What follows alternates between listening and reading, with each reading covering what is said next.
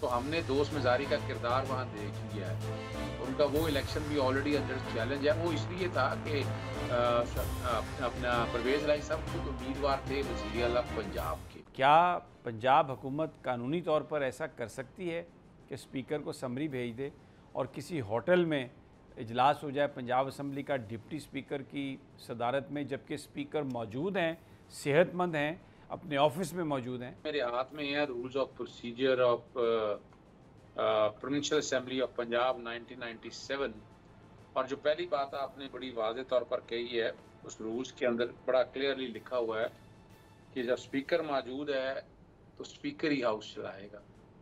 Deputy speaker कहाँ से आ गया कि डिप्टी स्पीकर जब हमजा शरीफ का एक इलेक्शन हुआ था तो हमने दोस्त मजारी का किरदार वहाँ देख लिया है।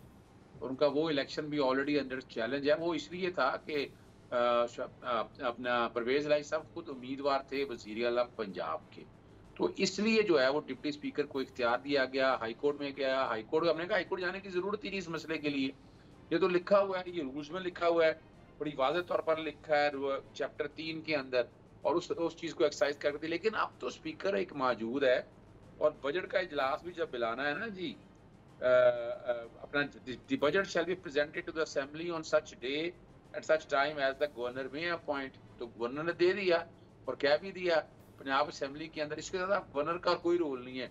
ये असल में मजाक बनाया इन्होंने अपनी तरफ के ऊपर। सब्सक्राइब करें और बेल दबाएं ताकि कोई खबर रह न जाए।